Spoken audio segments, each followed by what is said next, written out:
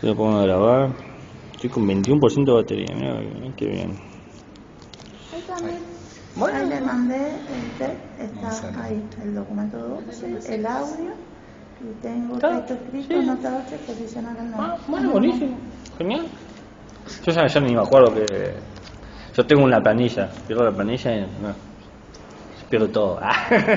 Sí, es que no me gusta atrasarme porque después empiezan a pedir, me olvido. Ese es el problema, me olvido después. Claro. La verdad, yo creo que voy al día por lo que escucho, tipo, hay que entregar esto el próximo día. Voy sobreviviendo.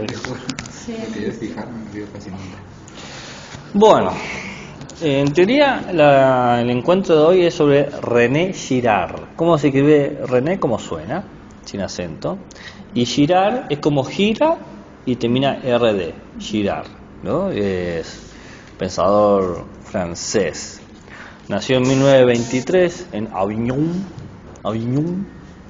con B corta N-O-N, Avignon, y muere en California en el 2015, así que murió hace poquito. Más o menos, alguien más o menos vivo. ¿De dónde es? Avignon, Francia. De Francia. Y muere en Estados Unidos. Su título de base es licenciado en filosofía en París, y después tiene un doctorado en historia y literatura francesa. Bien.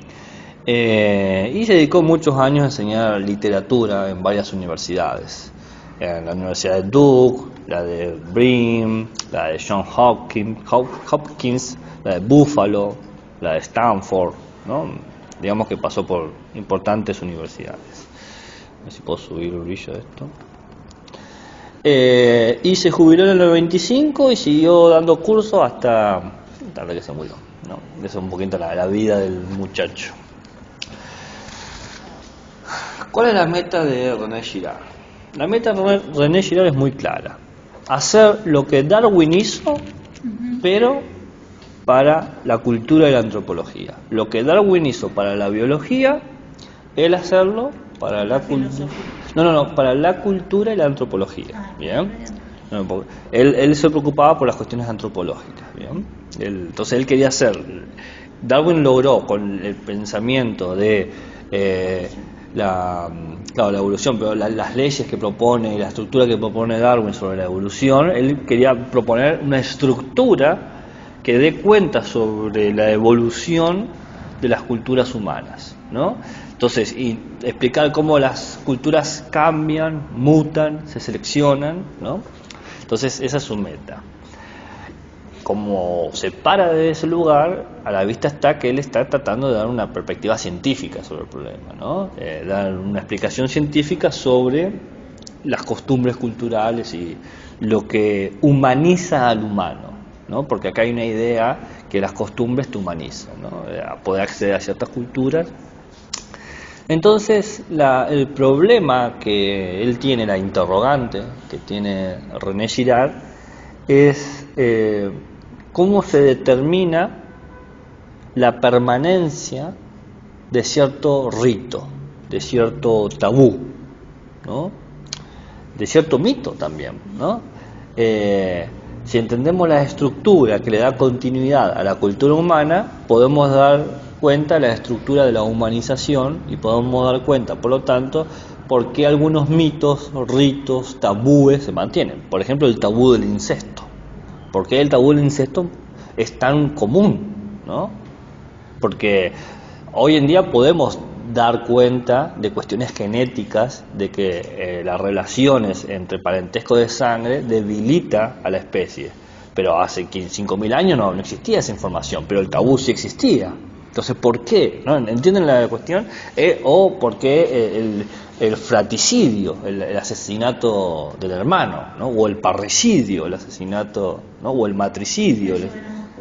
Claro, pero siempre fueron cosas que se lo miraba mal, o sea, no, por más que era común, los griegos hicieron grandes mitos sobre las condenas que sufrían. Edipo, que fue incestuoso y parricida, ¿no? O sea, que cometió todos los grandes ultrajes. Claro, sí, yació con Yocasta, su madre, ¿no? Es todo un problema y representa la caída de Edipo, justamente la caída de quien comete todos esos vejámenes, ¿no? O eso creas que todos los males que tenían ahí Ítaca. ¿En Ítaca? No, Ítaca no. Ese es de Homero. No, sí. Bueno, en el De lugar Tebas, Edipo de Tebas. Claro, sí, sí. Todos los males que habían eran porque Por el había daño. cometido incesto y parricidio. Claro, Por sí, el sí. parricidio principalmente, después descubrimos el incesto. Claro, sí, sí. Muy bien. Entonces indistinto de que el mito tenga o no fundamento empírico, a la vista está que hay un conjunto de mitos que se mantienen en distintas culturas. Entonces, ante el problema de qué le da continuidad al mito, al tabú, al rito, la respuesta que va a dar Girard es fácil, ¿no? La respuesta que va a dar es la base de la estructura. ¿Se entiende? Va a dar una respuesta directa, clara, precisa, que tiene que ver con la violencia. Lo que mantiene el rito, el mito o el tabú es la violencia. Esa es la base de la estructura de la cultura humana, la violencia. Ahora, las expresiones y las relaciones de esto se vuelven un poco más complicado, ¿no? Pero la base siempre va a ser la violencia. Entonces, básicamente, lo que tienen estos mitos, estas costumbres, es una fuerza para imponerse sobre otras cosas. Esto es así, esto no se hace, esto sí se hace, etc. Y esta idea de violencia que aparece en René Girard es la consecuencia de una hipótesis que tiene él, una hipótesis antropológica, en donde los seres humanos no luchan,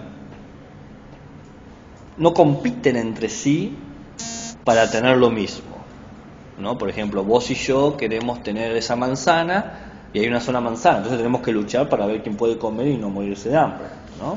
Dice, no, ese no es así. En realidad, yo lucho por la manzana porque vos querés la manzana. La violencia es porque yo quiero lo que el otro quiere. O sea, yo no quiero por mí mismo, no anhelo por lo que yo anhelo, sino que yo quiero porque vos querés eso. ¿Se entiende? Sí. Toda la identidad de uno es querer lo que el otro quiere, porque si el otro no lo quisiera, yo no lo quiero. Capaz de ni lo pensaría. Claro, entonces básicamente es la búsqueda de apropiarse del otro, de lo enteramente otro, de todo lo que es el otro. ¿Se entiende? Entonces, en Método, Evidencia y Verdad, que es uno de los dos artículos que tienen que leer de Girard, que son cortitos los artículos, y una forma que tiene Girard no escribe en primera persona, a ver, algunas veces, pero él escribe en diálogo, siempre hablando con alguien, siempre conversando con alguien, ¿bien? Este diálogo siempre es para presentar sus ideas. Yo los libros, por ejemplo, que me leí de Girard, hay uno que se llama Lo Mimético, que ya vamos a hablar un poco de eso más adelante. Es todo son tres personas hablando, entre esas está Girard, ¿no? Entonces está Girard proponiendo su tesis y conversando con dos antropólogos más para ir afinando la idea. Y él siempre escribe así que es muy común que lean eso, ¿no? Les aviso para que digan, ¿por qué está hablando con esta persona? Y está hablando con esta persona para que se quede clara la idea de él. Entonces, en Girard, Método, Evidencia y Verdad, página 171, dice: para mí, las ciencias de la naturaleza revisten una gran importancia. Y en lo que se refiere a las dos culturas, creo que si existiese una ciencia del hombre sería religiosa. Desde este prisma, la literatura es lo que más se acerca a unas ciencias humanas auténticas, hasta el punto de que vendría a ser un prolegómeno o incluso una justificación de semejante ciencia del hombre, la literatura. ¿Por qué la literatura? Porque en la literatura están los mitos, los ritos, o sea, cómo nos llegan a nosotros los viejos mitos con la literatura. Es verdad que al mismo tiempo esto puede resultar peligroso para el arte en general y para la literatura en particular, que se puede ver como vías privilegiadas de la revelación de la naturaleza mimética de nuestro deseo. Sobre todo teniendo en cuenta que no tenemos demasiadas ganas de conocer el papel que la violencia jugó en la emergencia de la cultura humana.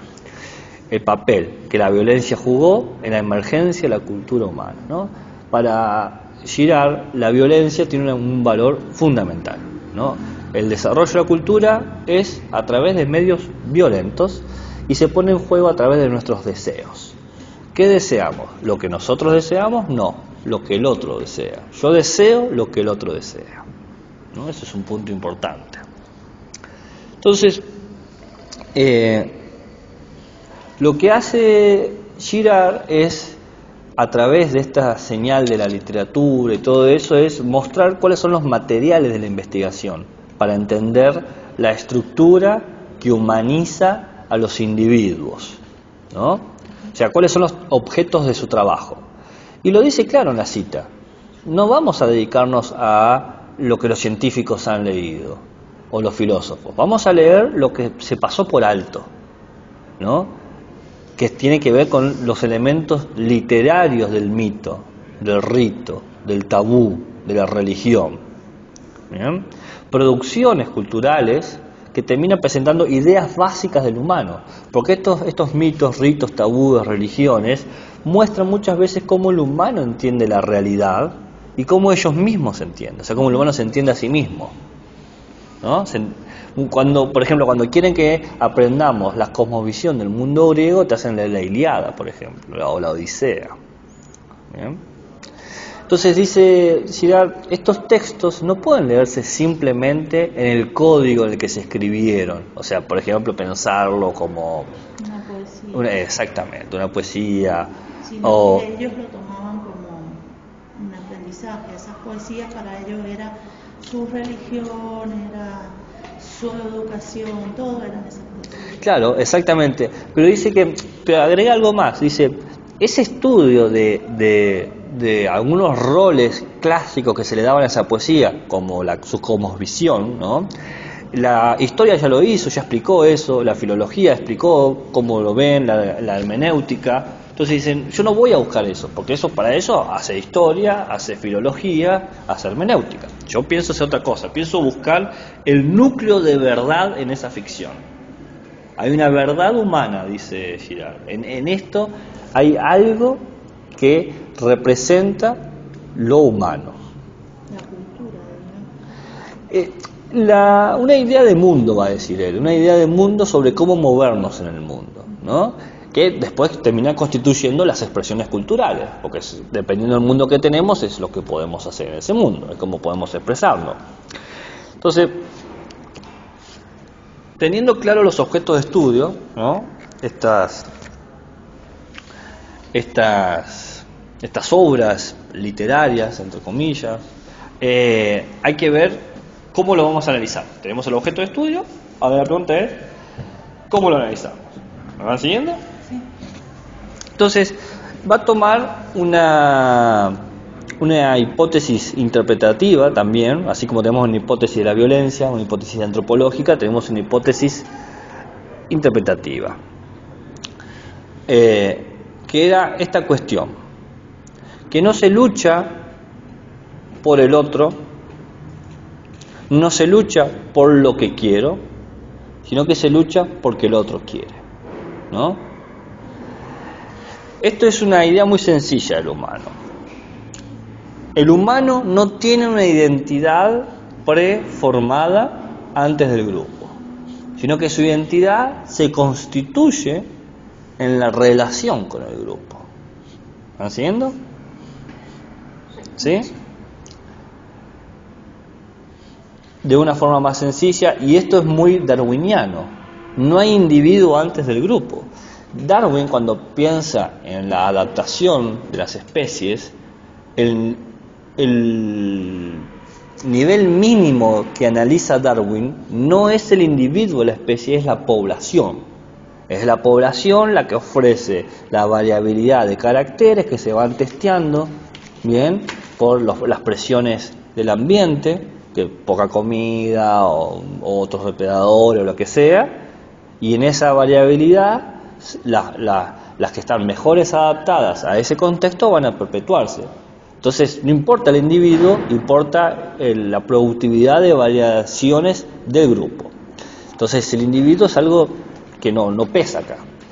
Cuando Girard empieza a pensar cómo generamos nuestras conciencias individuales, es post del grupo, después del grupo. Nosotros queremos porque el grupo se presenta como un otro que quiere otras cosas, y nosotros empezamos a luchar, a competir, a demandar o a interesarnos por eso otro. ¿Bien? Para Girard, el trabajo de muchos antropólogos de querer estudiar a la humanidad desde el individuo ha sido un error, que es un poco también lo que han hecho los modernos como Descartes, Husserl, Heidegger, definían al humano desde el individuo, partían desde un individuo, ¿no? Y Girard dice eso es un error porque el individuo es después del grupo. El individuo es un sujeto de la población que pasa por un proceso de humanización. Entonces, a partir de esta lectura, donde los ritos, las religiones tienen un nuevo carácter, que es lo que te humaniza y te individualiza, o sea, el grupo crea ritos, tabúes, mitos, religiones, ¿para qué? Para producir esta persona, ¿no? Aparece la violencia como el claro ejemplo o el motor que va a mostrar cómo se estructuran estos mitos, ritos, tabúes, para que salga el individuo o emerja el individuo del grupo.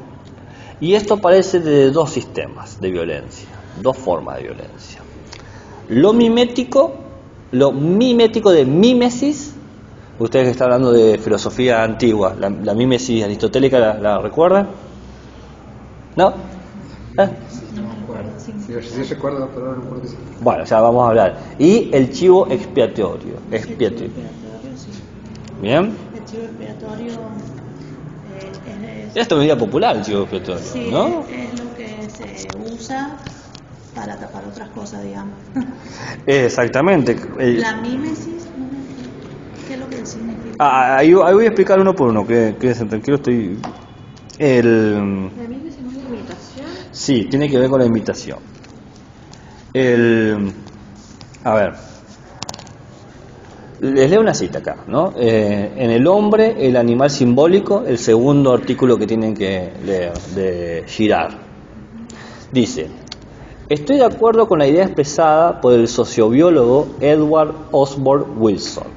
Aunque piensa que la religión es pura fantasía, también declara Wilson que no puede ser algo totalmente inútil, puesto que posee un valor intrínseco de adaptación, sin el cual habría sido rechazada como una elaboración inadecuada. Fíjense, los elementos culturales como sistemas de adaptación, sistemas de supervivencia. Entonces la religión es uno de los mejores sistemas de adaptación. Esa es la tesis, porque si no, se desecharía. Si no, nos permitiría sobrevivir, dejaríamos de tenerlo, como tantos mitos que dejamos de tener. Hay muchos mitos y muchos tipos de religiones que quedaron en el camino. Entonces, hay religiones que perviven porque son fuertemente adaptativas para nosotros como grupo. Entonces sigue diciendo, es exactamente lo mismo que yo planteo cuando digo que la religión protege a las sociedades de la violencia. Pero de todos modos lo que él dice, Wilson, es insuficiente, porque solamente la religión puede llevar a la hominización a su culminación, puesto que es ella la que crea la cultura y las instituciones a través del sacrificio. Lo que dice Girard es que las religiones inventaron algo muy novedoso en el momento que aparecen las primeras religiones, que es la idea del sacrificio. Para evitar este camino al infinito de violencia, crean el concepto de sacrificio. Y ahora lo vamos a ver. ¿Se entiende la cita? Sí. ¿Estamos hasta ahí? Bien. Entonces, dice Girard, la violencia es como un dato social, porque todos sabemos que existe la violencia en la sociedad. O sea, donde hay sociedad, hay violencia. Pero en términos de social, la violencia es insuficiente para entender lo humano. La violencia no explica todo lo humano. Entonces, dice Girard, tenemos que ver la violencia no como un dato social, sino como un dato cultural, como algo más estructurante. De ahí que diga que el humano es el resultado de una conducta violenta. O sea, nosotros que nos autopercibimos como humanos, somos efecto de una cultura violenta. En términos metafísicos, ontológicos, nosotros somos el Homo necans. No sé si escucharon la palabra esa. Necans. N-E-C-A-N-S. Necans. N-E-C-A-N-S. El homínido violento, el homínido asesino. Necans significa eso, violencia asesina. El homínido Neca aparece, por ejemplo, en el mito de Judas, ¿no? O aparece en el mito de Caín, ¿no? Caín, que ¿Aparece en la Biblia eso? ¿En la Biblia cristiana o no? Sí, aparece todos los humanos que matan, todos los humanos míticos que matan, aparecen como homo negans, ¿no? El homínido violento, asesino. Que no es algo que viene de que el humano es cruel, no es una cuestión de que somos crueles y sedientos de sangre y que nuestra felicidad está en que el otro sufra. No es una tesis en ese sentido como una moralina. Y yo creo, según lo explica en las teonías, que siempre, o sea, desde que se creó supuestamente el mundo ahí en Hesiodo, todo fue violencia, siempre. Claro, desde que se toma una decisión, opera una violencia. Será por eso que Hesiodo lo escribe de esa manera, porque él también intuía que la violencia era lo que había creado el mundo, digamos. Es constitutivo del humano. Claro.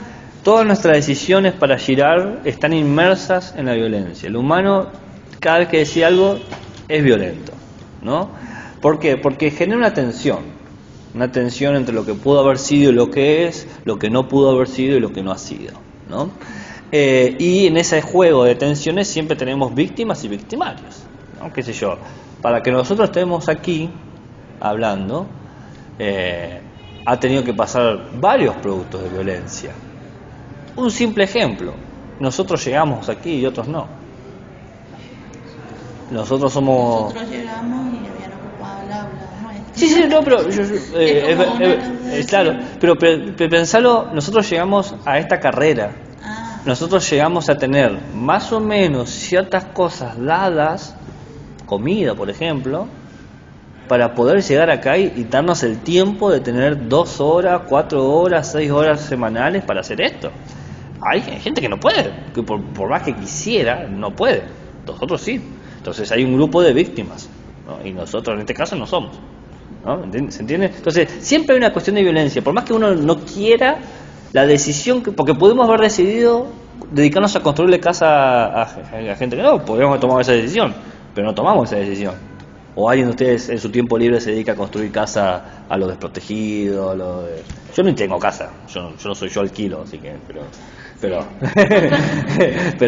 bueno si alguien me quiere contar. Claro, pero ahí está el tema, ¿ves? Siempre hay una situación tensa de víctimas y victimarios. Por más que uno quiera escapar, está eso, dice Girard. Y claro, no es una cuestión de crueldad, es una cuestión de cómo se han dado culturalmente las cosas.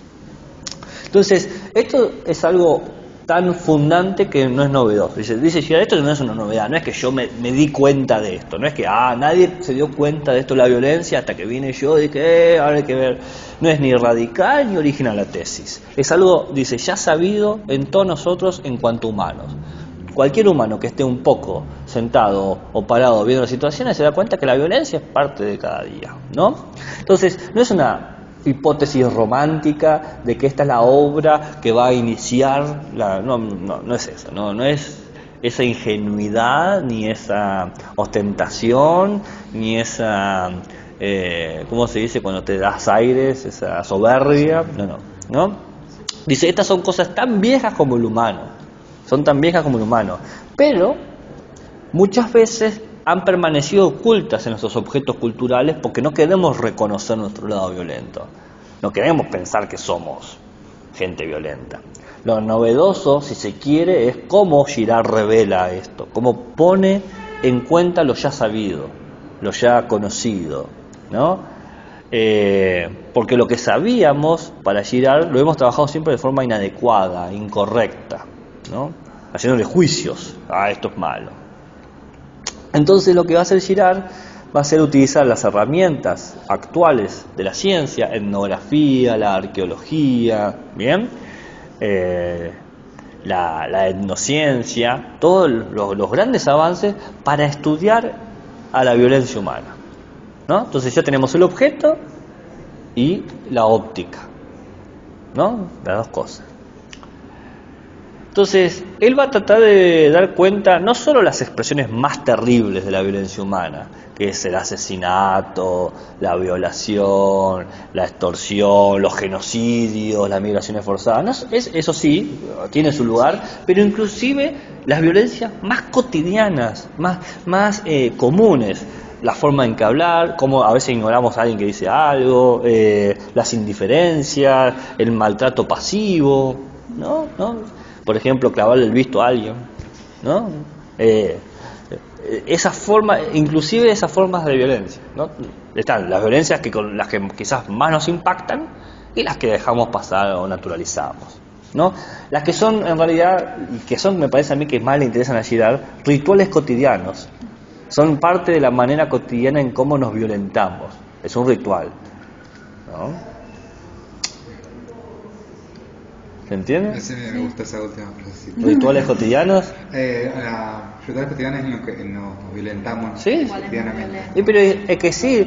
Es que vos hasta vas a un cumpleaños, pero decías, es algo para ir a disfrutar, y siempre hay alguien con el que te sentás al lado, ya algo le estás diciendo que tal vez vos no te das cuenta y estás siendo violento, ¿no? Sí, eso, o también, y también cuando... Que no te sentás también. Claro, cuando... Al que ignoraste, en Sí. donde llegás siempre hay algo.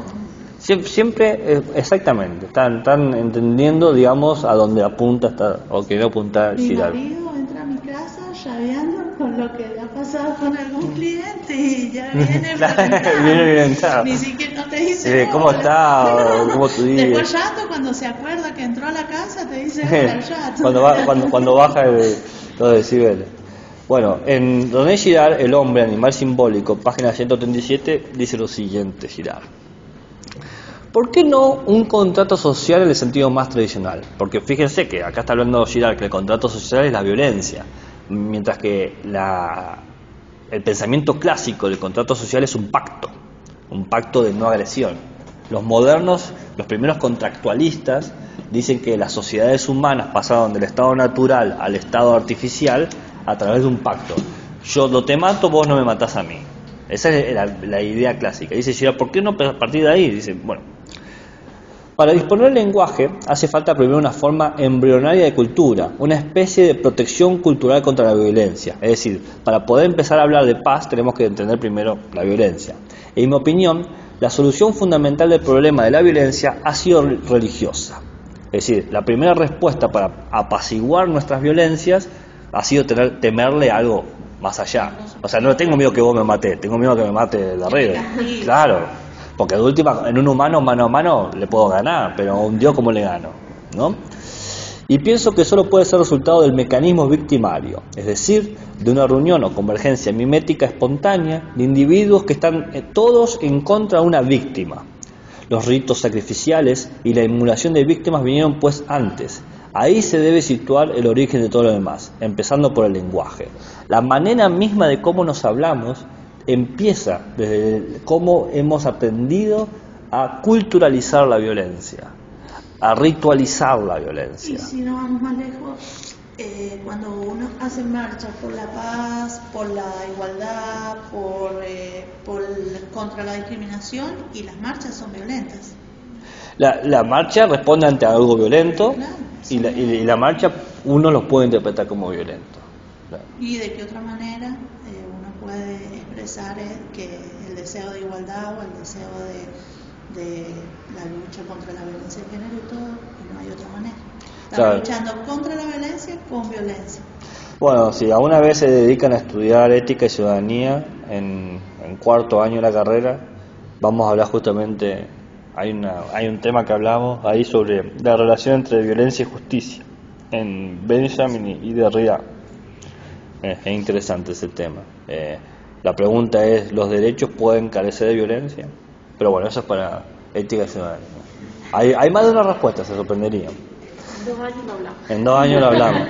No, sí, son temas interesantes. Pero ahora nos quedamos por lo menos con el problema cultural, pero están conectados, pero si no hacemos recorte estamos 3 horas hablando acá, ¿no? O más. Bueno, entonces empecemos a hablar yo dije que había 2 partes, 2 formas de expresión, lo mimético y el chivo expiatorio. Empecemos por lo mimético, ¿no? Dice Girard que la interpretación clásica de la violencia humana es a través de una estructura bipolar del deseo. Una estructura bipolar del deseo. Bipolar no son dos osos, bipolar son dos polos, ¿no? ¿Cómo es? El sujeto desea un objeto deseado. ¿Qué sé yo? Yo deseo la manzana.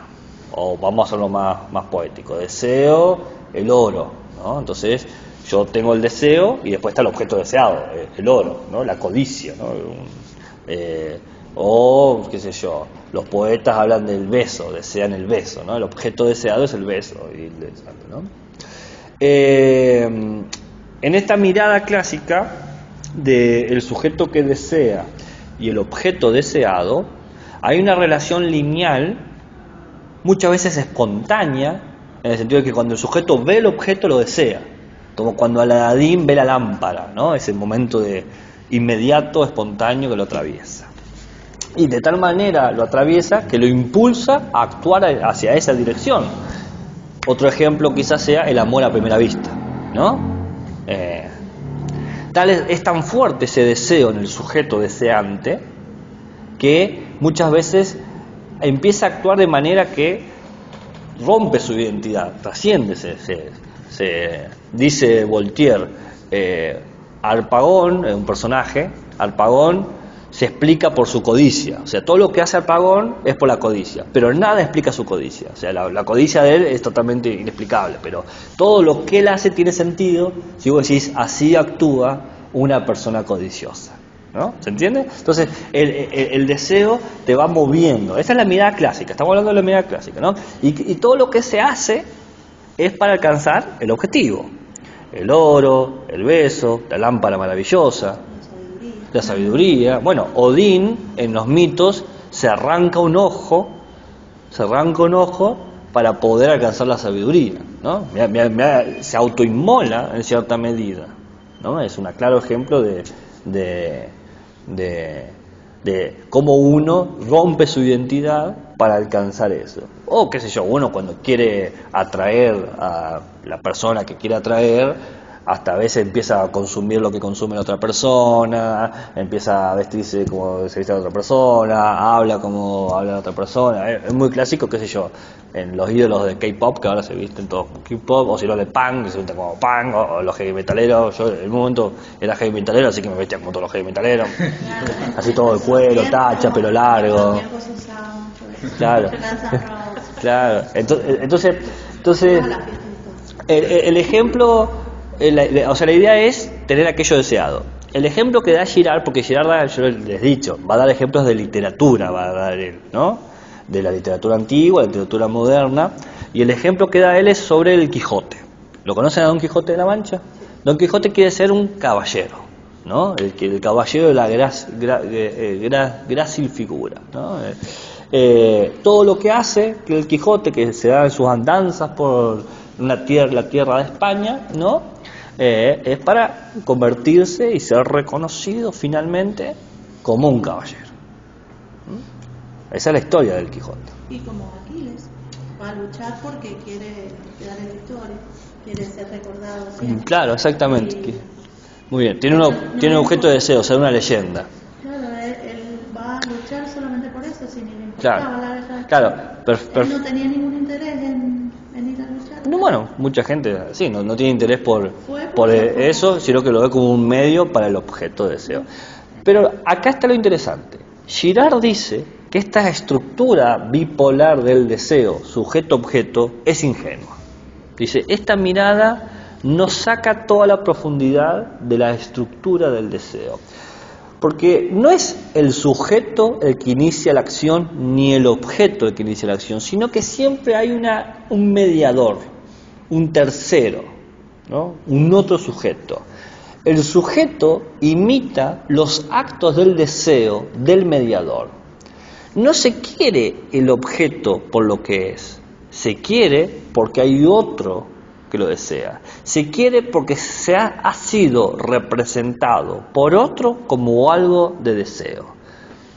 Como el nene que no quiere algo porque sabe que le va a gustar, sino porque ve que yo lo tengo. No tiene hambre. No tiene, pero claro, el otro niñito lo tiene. esa misma idea. ¿Qué decías? No tiene hambre. Claro. El sujeto imita al mediador. Claro, imita el deseo del mediador, el acto de deseo del Pero mediador. porque vos se lo das y lo tiras. Claro. Pero es exactamente esa es la estructura que está diciendo él. No es solamente sujeto y objeto, es sujeto, mediador, objeto, ¿no? Entonces pasamos de una estructura bipolar a una estructura tripartita del deseo. Hay tres partes: sujeto, objeto, mediador. ¿Bien? Tenemos entonces sujeto deseante, objeto deseado y el mediador del deseo. Mediador del deseo. Entonces, volvamos al ejemplo del Don Quijote. Don Quijote no quiere ser caballero por el ideal de caballero. No, dice Girard. Don Quijote quiere ser caballero porque leyendo las historias de caballerías lee a Amadís de Gauda, que se muestra como un caballero. Y porque él es fanático de Amadís de Gauda, quiere él ser caballero. No quiere ser caballero por la idea de caballero, sino porque Amadís de Gauda quiere ser caballero. Es interesante porque vos lees el Quijote y el Quijote empieza así, en un lugar de la Mancha. ¿Qué está leyendo el Quijote? Está leyendo los libros de caballería de Amadís de Gauda, de él, de sus aventuras y desventuras. Y él quiere ser como él, y él lo dice. Entonces no es simplemente ser caballero, es porque Amadís de Gauda quiere ser caballero, ¿no? Entonces no desea lo que Gauda desea, desea porque Gauda lo desea. El deseo de Gauda lo lleva a él porque él quiere imitar, él quiere ser como Gauda. Y acá está la mímesis, quiere generar una imitación, quiero ser como él. ¿Se entiende? ¿Por qué deseo esto? Entonces yo quiero ser como él. Quiero imitarlo. Deseo porque él lo deseó, porque ella lo desea, ¿no? Porque el mediador lo desea. ¿Se entiende? Sí.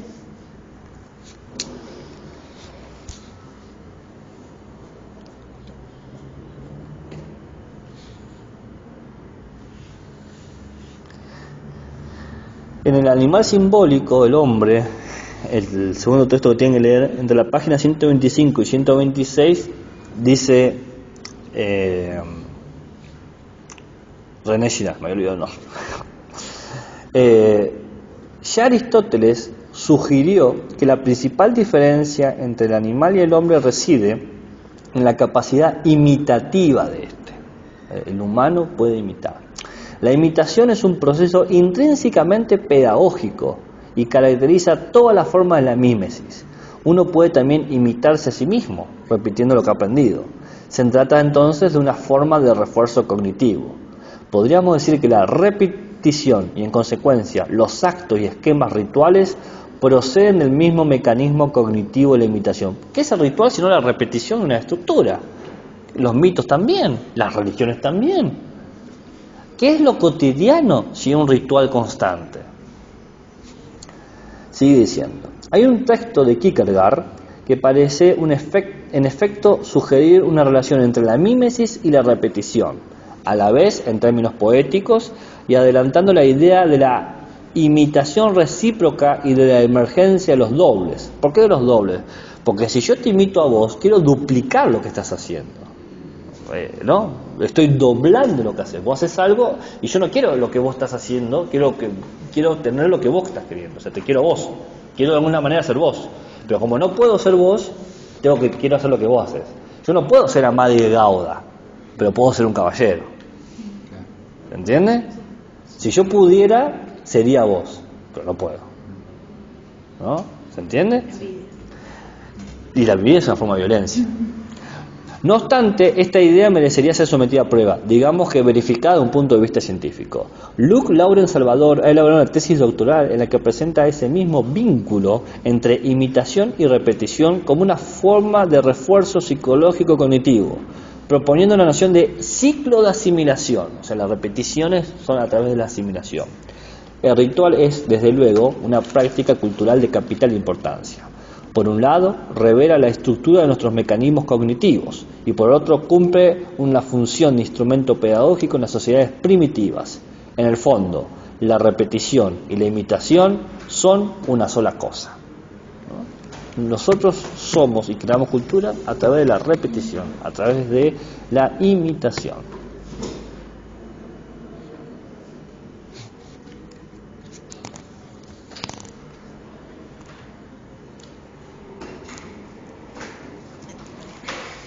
¿Se entiende?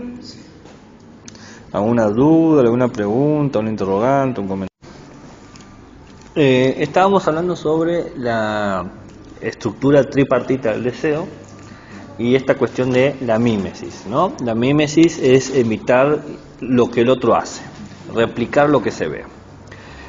Y para Girard, el humano es imitador por excelencia. O sea, una de sus habilidades o su habilidad principal es imitar. Todo lo que produce, de alguna manera, es para replicar la realidad, inclusive la ciencia. Son modelos de realidad que se construyen para poder dominarla, controlarla, ¿no? Atravesarla. Y Girard dice que hay como una condición neurológica, biológica en nosotros, ¿no? Que es un efecto de los grandes primates. Los grandes primates aprendemos a través de la mímesis de forma positiva, ¿no? Qué sé yo, aprender técnicas, las afinidades, las simpatías, las amistades, todo eso lo aprendemos de forma mimética, ¿no? Te enseña a acicalarse, por ejemplo, los chimpancés, que se enseñan cómo abrazarse y todas esas cosas, ¿no?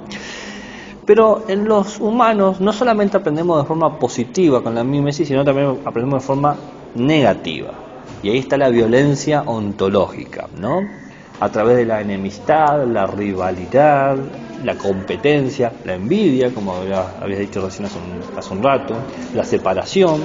Entonces, nosotros usamos la mímesis de dos formas: positiva, qué sé yo, para el aprendizaje, la transmisión de saberes y técnicas, y negativa, ¿no? Separar, enemistarse. Entonces, esta estructura del deseo tripartita que funciona a través de la mímesis muestra la realidad interindividual del humano, que habíamos hablado al principio, que somos en grupo. Entonces, ¿cuál es mi situación? Y mi situación es imitar al otro, ¿no? Una imitación constante del otro. Es una respuesta recíproca de la condición del otro. Y esta respuesta puede ser pacífica o bélica, pero siempre es imitativa, siempre en imitación, ¿no? Entonces, en este carácter representativo, repetitivo, mimético, está esta violencia humana. Porque todo lo que yo deseo es en razón de lo deseado por el mediador, como habíamos dicho. Y este mediador que me motivó el deseo, de repente ya se me aparece como un obstáculo para el deseo. Porque así como me apareció como lo que motiva mi deseo, también es él el que me impide alcanzarlo, porque el que empezó la carrera por ese objeto deseado es el mediador, no yo. Él ya está más adelante, él inició antes que yo, pero yo quiero eso también, ¿se dan cuenta? Entonces y se presenta como un rival, es un rival, se genera claramente una tensión. No entiende que ya va a llegar, tal vez. No, está bien, no importa, si yo llego va a ser demasiado tarde, o voy a tener demasiado poco, o voy a ser insuficiente, o no va a ser como lo tiene él, porque yo deseo porque el otro desea. Entonces, si el otro dejó ese resto no debe ser tan bueno como eso que yo estoy deseando, ¿no? Esa es la tensión que se genera. Entonces, así como inicialmente el mediador se lo veneró porque fue el que constituye el objeto de deseo, ahora se repudia, se odia. ¿Bien? ¿Se entiende?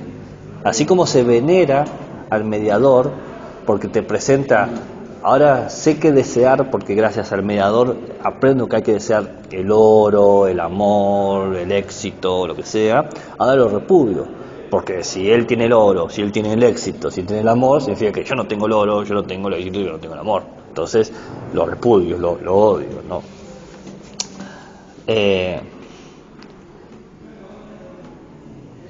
Entonces,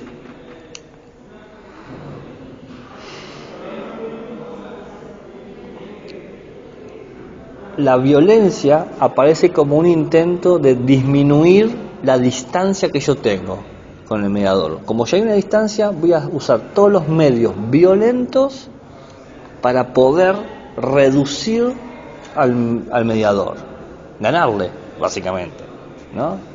Entre esas formas violentas de disminuir la distancia puede ser matarlo, ya no compite, ¿no? Sacarlo como rival, pero quizás anularlo, desplazarlo, no necesariamente la muerte.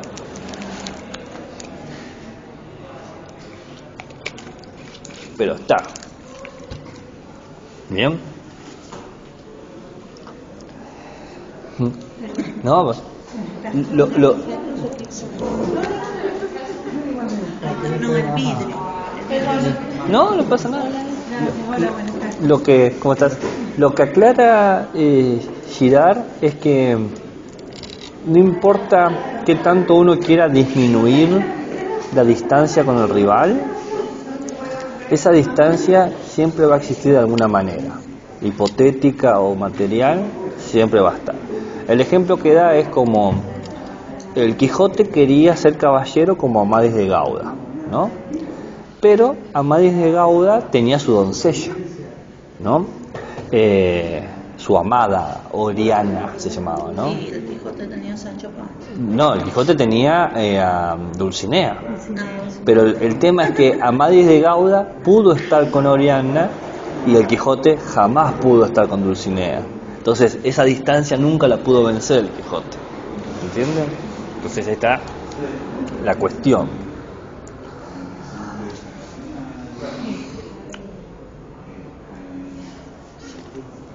Acá hay una antropología de la alteridad, si se quiere, ¿no?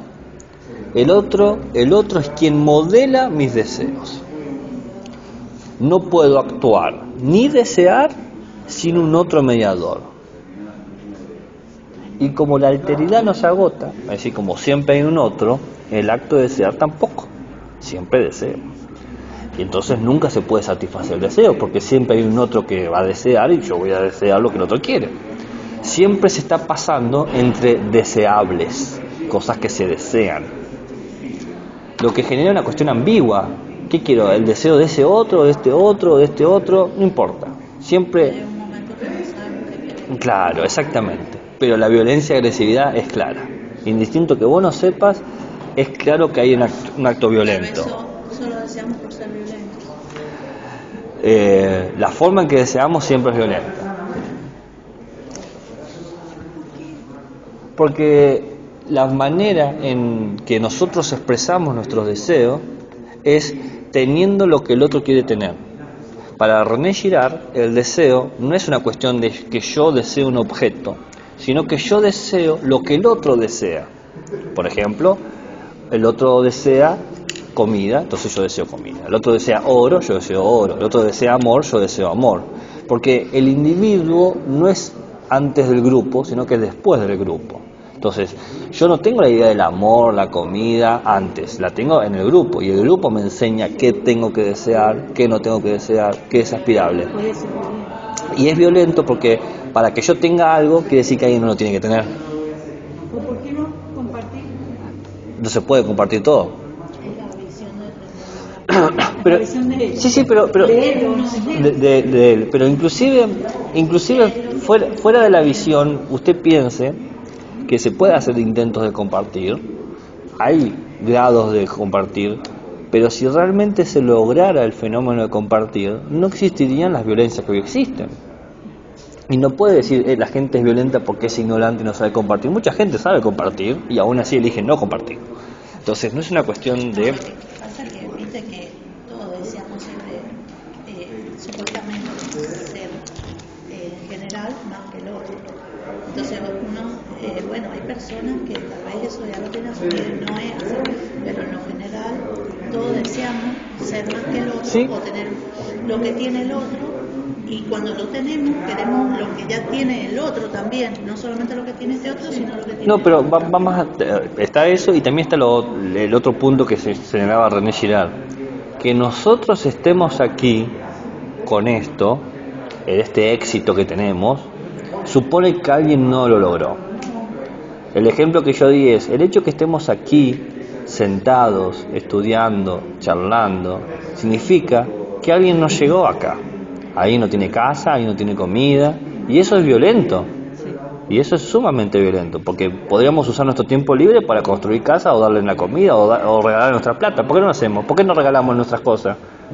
Decimos, pero yo también importo. Está muy bien, y eso es violento. Tenés que aceptar que es un tipo de violencia, ¿no? Es un tipo de violencia porque... Entonces, en ese sentido se está hablando de violencia, ¿no? No violencia como algo social, sino que nos estructura la violencia. ¿Bien? ¿Y por qué se hace esa violencia? Por esto que yo había mencionado antes, que René Girard recalca. Porque al fin y al cabo lo que queremos es ser el otro. Quiero vivir la vida del otro. Quiero tener eso. Pero quiero tener el otro sin dejar de ser yo, por supuesto. O sea, yo que soy yo, obvio, pero quiero lo tuyo, ¿no? ¿Qué sé yo? Quiero tu oro, quiero tu juventud, quiero tu inteligencia, quiero, no sé, lo que yo quiera, lo que, tu dinero, ¿no? Siempre quiero ser el otro, sin dejar de ser uno mismo. Y el ejemplo que da René Girard es el rey Midas, el mito del rey Midas. ¿Conocen el mito del rey Midas? Al rey Midas le dan un don, todo lo que toca es oro. Claro, ¿y qué? Porque Midas quería ser el más rico del mundo. Entonces pidió, no me acuerdo cómo salva algo, a una ninfa o a una diosa, algo así. Entonces le dice, bueno, te doy un deseo. Y él dijo, todo lo que toque se vuelve oro. Hecho. El tema es que literalmente todo lo que tocaba se volvía. Quería tomar agua, se convertía en oro. Quería comer, se convertía en oro. Abrazaba a su hija, se convirtió en oro, ¿no? Entonces, todo lo que tocaba era oro. Entonces, él termina perdiéndose porque se convirtió en algo totalmente indeseable, pero todos desean el toque de Midas. Claro. Poder ser Midas, tocar lo que toque oro, pero no ser Midas, ser el otro, pero ser uno mismo. ¿Se entiende? Claro, sí. A todos nos gustaría tener el toque de Midas, pero regularlo. Hoy sí, mañana no. Pues no, claro. Dejas de tener todo y solo tenés oro. Claro, y no tenés nada, porque vos no querés el oro por el oro, vos querés el oro por lo que te da el oro. Como el Deiná. Es como el Deiná, digo, lo horrible y lo maravilloso. Claro, exactamente, sí, exactamente. Es que juega con eso, ¿no? Entonces, una cosa que René Girard quiere llamar la atención es que esto no anula la libertad del individuo. Porque, yo he dicho que el individuo está después del grupo. Primero el grupo y el individuo emerge. Pero esto no es anular, no es un determinismo sociocultural.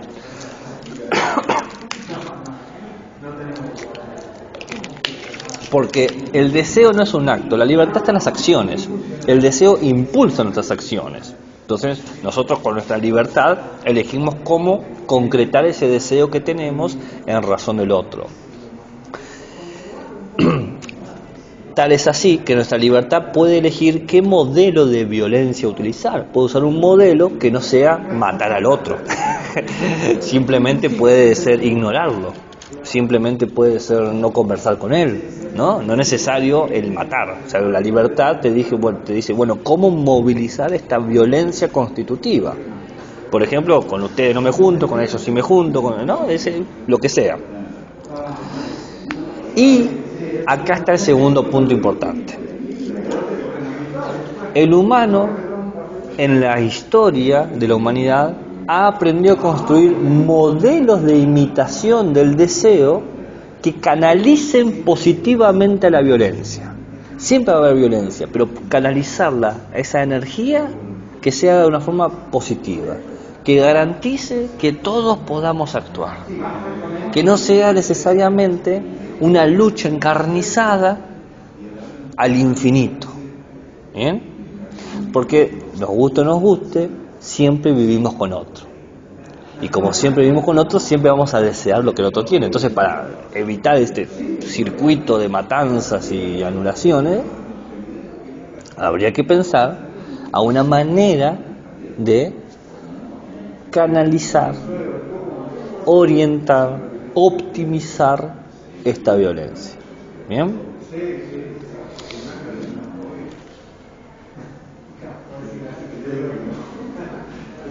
Entonces aparece acá el primer modelo o el modelo máximo de canalización positiva de la violencia que René Girard señala, que es el segundo punto. Hablábamos de la mímesis y ahora hablamos del chivo expiatorio. El primero era la mímesis. Sí, todo lo que hablamos recién era la mímesis de limitar, y ahora hablamos de que el modelo... Imitar. Sí, sí, Y ahora sí. el segundo es este de... Claro, el chivo expiatorio. Bueno, igual está la clase ahí. Sí, Sí, siempre. Obvio. ¿Hasta qué hora tenemos clase? Ah, sí, está bien, estamos bien. Profe, es el modelo positivo de canalización del deseo.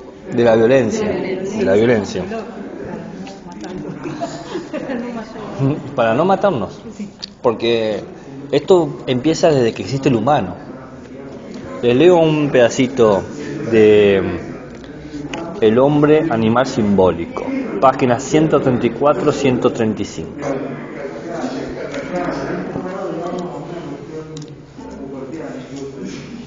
Los cazadores recolectores trabajaban menos para conseguir la misma cantidad de comida, gozaban de una salud mejor y estaban menos sujetos al hambre que los primeros labradores, o sea, cazadores recolectores entre los que labran la tierra, ¿no? ¿Por qué recibió un esfuerzo tan grande esta práctica, la agricultura, si no proporcionaba una adaptación mejor que la economía de la caza y la recolección? Eso es lo que dice primero. Cazar y recolectar económicamente era más redituable que trabajar la tierra. Entonces, ¿por qué ganó la agricultura? Porque a la vista está que ganó el sedentarismo sobre el nomadismo. Esa es la pregunta. Entonces dice, creo que esta práctica se afirmó, como lo hizo, porque su origen era sacrificial. Los cazadores recolectores se establecían finalmente en un lugar determinado a causa de la importancia religiosa del mismo y de la complejidad de los rituales en los que participaban, lo cual a su vez condujo a la domesticación de los animales y a la invención de la agricultura. Cuando el cazador tenía una presa, nunca se lo comían inmediatamente. ¿Qué hacían? Hacían un ritual, ¿no? Para tener el espíritu del animal, para agradecerle a la tierra, ¿no? Para tener la fuerza, lo que sea. Siempre había distintos rituales. Y esos rituales no son instantáneos, supone todo un proceso, por algo es un rito, y son pasos específicos que hay que hacer. Y hay que hacer lugares en particulares, no lo podés hacer en cualquier lugar, el ritual. Necesita una zona específica, hasta una vestimenta específica. Entonces, desde ahí, el hecho de quedarse en un lugar para ritual lleva a la necesidad de tener siempre ese lugar disponible. Y como tenés ese lugar disponible, tenés que tenerlo aclimatado o preparado para eso. Entonces está diciendo, la invención de la agricultura es una consecuencia del rito que se está haciendo. Sigue diciendo, dicho descubrimiento ciertamente tuvo lugar en torno a lugares sagrados de enterramiento, sobre lo que se encontraba la actividad de grupo. Ante semejantes casos, me parece que la relación simbólica de la domesticación con el fenómeno del chivo expiatorio y con lo ritual queda aclarada perfectamente. Domesticación de animales, sacrificios, chivos expiatorios y rituales están todos anudados en el proceso de humanización, de crearse como humanos. ¿Bien? Es más, acontecimientos que siguen procesos que nos parecen contradictorios a nosotros que tenemos una mentalidad moderna, se vuelven perfectamente comprensibles una vez que adoptamos el modelo explicativo como mimético. De hecho, la mímesis es una auténtica máquina para experimentar y acrecentar el conocimiento. Es decir, cosa que antes nos costaría entender de los pueblos antiguos, si entendemos en la mímesis y en el chivo expiatorio, vamos a hacerlo más transparente, ¿no? Entonces, aparecen dos elementos. La mímesis, que es lo que ya estuvimos hablando, pero aparece ahora el otro elemento, el chivo expiatorio, como parte vital de organización de la cultura humana. Entonces, ya habíamos hablado de uno y ahora vamos a hablar del chivo, ¿no? Pero fíjense que el chivo expiatorio aparece de la mano de la domesticación de los animales. Porque bueno, ¿saben lo que es un chivo, no? Si yo digo un chivo, es un animal, una cabrita. Bien. Es la parte vital de la domesticación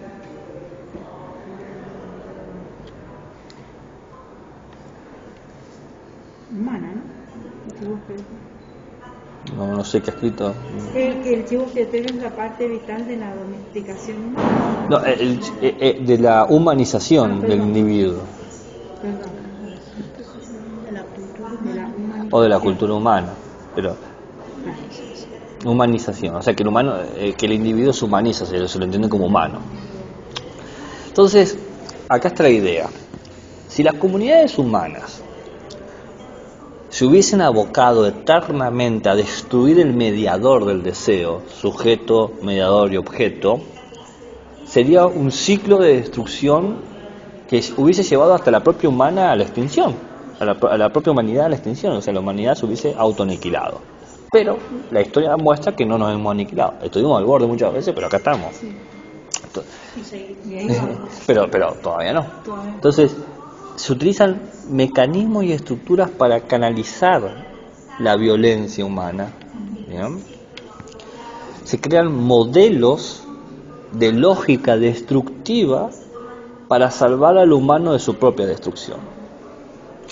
Se crean lógicas que toman la energía del conflicto, el capital del odio, la acumulación del resentimiento, para establecer una conducta expiatoria que te salve. La expiación es eso, ¿no? Salvarte. ¿Qué hace la expiación? La expiación purifica, borra, rehabilita. Eso es una expiación, ¿no? El acto de expiarse es una purificación interna. Entonces, se han inventado conjunto de modelos que agarran el capital del odio, la acumulación del resentimiento, la violencia cargada y la organiza, que la violencia del todo el grupo, porque no es solamente la mía, la tuya, de todos nosotros, y la organiza. Estos mecanismos son rituales que agarran toda la violencia indiferenciada y la colocan en un punto. Agarran todo el resentimiento que tenemos nosotros en un lugar. ¿Se entiende? Todo esto es la idea de Girard. De Girard, sí. Dice que es así. Sí. Todo esto es Girard. Los modos de crear estos rituales son innumerables. Hay muchísimos, o sea, tantos como culturas existen. Pero todos tienen la misma estructura. O sea, podemos encontrar rituales en cualquier cultura, tienen la misma estructura. Primero, establecen un patrón de conducta, cómo tenemos que comportarnos. Segundo, se focaliza en la violencia en general, maneras violentas comunes. Sí. ¿Puedes repetir lo que dices? Patrón de conducta, violencia general.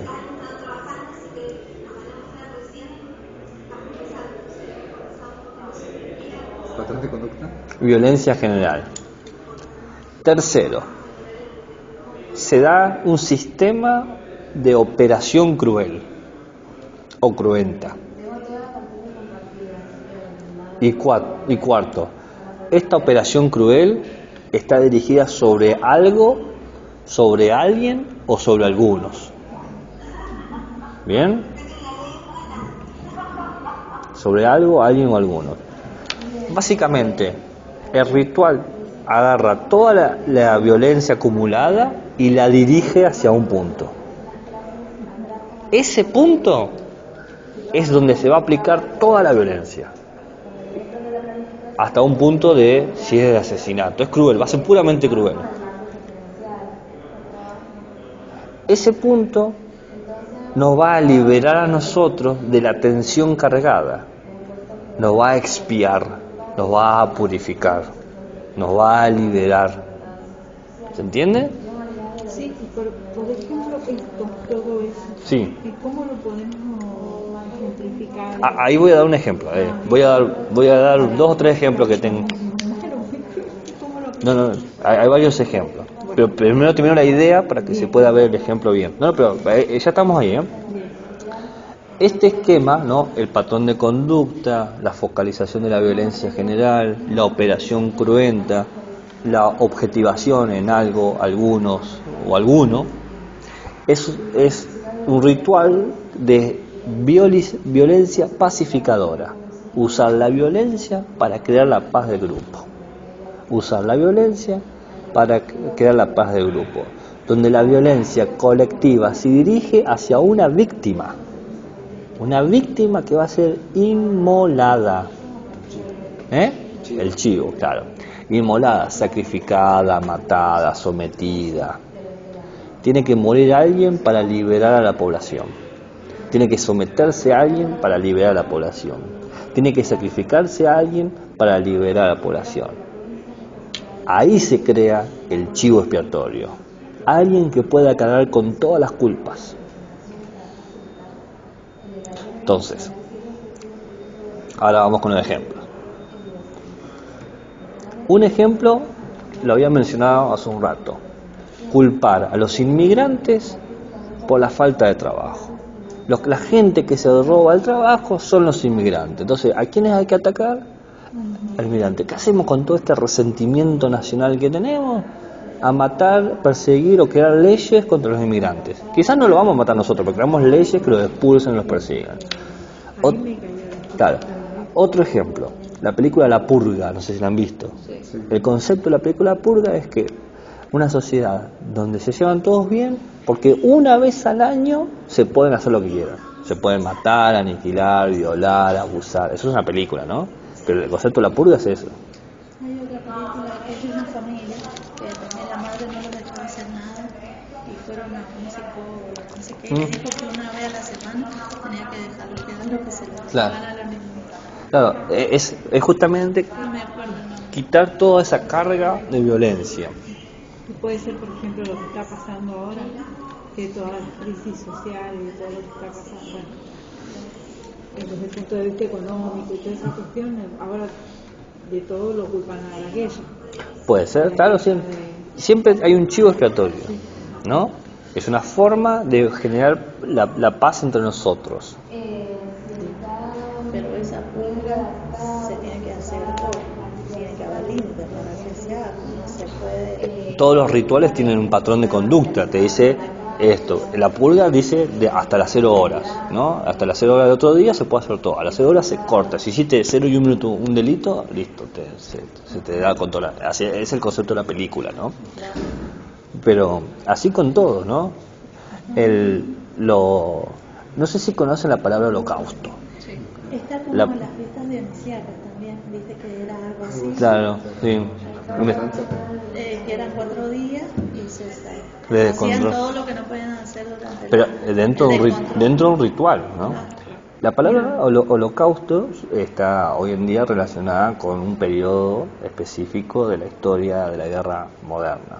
Pero la palabra en sí, holocausto, ¿no? Es una palabra hebrea antigua que significa sacrificio. El holocausto es el lugar donde se posaba el becerro para cortarle la garganta y dejar que se desangrara. Era un proceso, ¿no? Que se hacía, un ritual, y el becerro era el chivo expiatorio, era donde se purgaban todos los daños, tristezas y dolores de la población, ¿no? Entonces, esto es un concepto que existe hace bastante, no es un concepto nuevo, ¿no? Entonces dice René Girard en El hombre animal simbólico, página 114. Es muy cierto que tanto la cultura como lo simbólico se transmite esencialmente por mecanismo de repetición y refuerzo. Pero ¿esto es realmente lamarckiano? La verdad es que no lo sé. ¿Saben lo que es lamarckiano? ¿Y saben qué decía Lamarck? No me acuerdo. Darwin decía que nosotros evolucionamos a través de un conjunto de variabilidades que se van proponiendo en el cruzamiento de las parejas y que se van testeando en el medio ambiente. Esto es un arco histórico de la población. No es que la adaptación es así, sino que pasa por muchos años. Lamarck decía que el individuo se adapta al medio y va creando en esa adaptación una variación que la hereda. Por ejemplo, una jirafa nace con cuello cortito y va estirando el cuello y de repente, de alguna manera plástica, logró estirarse un poquito más esa tortuga del cuello. Entonces ese cuello estirado se va a heredar. Entonces el individuo hereda al individuo. En Darwin la población hereda a la población. Esa es la idea. Entonces vuelvo a leer. Es muy cierto que tanto la cultura como lo simbólico se transmite esencialmente por la repetición y el refuerzo. Los que repiten son los individuos. Por eso dice, ¿eso es realmente lamarckiano? La verdad es que no lo sé. Sin embargo, a nivel de grupo social, sí hay que recurrir a la selección natural de Darwin. Claro que esto no deja de ser conjetural e hipotético, pues es imposible encontrar una prueba absoluta. La idea de la selección de grupo ha sido muy criticada en este campo, en la antropología, porque parece que hoy se está volviendo a considerar. Una vez aclarado esto, nada nos impide, por supuesto, a entregarnos a este ejercicio. Basándonos en los presupuestos de la teoría mimética, se puede suponer que numerosos grupos y numerosas sociedades sucumbieron a causa de situaciones de violencia interna que no desembocaron en el fenómeno de chivo expiatorio lo suficientemente eficaces. Es decir, ¿por qué las poblaciones desaparecían? Porque no encontraron un chivo expiatorio lo suficientemente eficaz para lograr pacificar al grupo. Pues lo que ha proporcionado un instrumento fundamental de protección contra la violencia natural de la especie es el mecanismo del chivo expiatorio, y nada más que ese mecanismo. ¿Cómo evitamos matar entre nosotros? Es con el mecanismo del chivo expiatorio. ¿Se entiende? Sí. Se trata, por lo tanto, de un origen de evolución cultural. Es un estadio que pudo durar decenas de miles de años. Esto es interesante. ¿El problema se resuelve a nivel de todo el grupo o no se resuelve para ninguno y sucumben todos? Lo leo de vuelta. ¿El problema se resuelve a nivel de todo el grupo o no se resuelve para ninguno de sus miembros y sucumben todos? ¿O el chivo expiatorio funciona para todos o nos terminamos matando entre nosotros? ¿No? Ahí creo que es bien transparente la idea que tiene René Girard del chivo expiatorio. O nos expía a todos o sucumbimos. Nos tiene que pacificar. Liberarnos.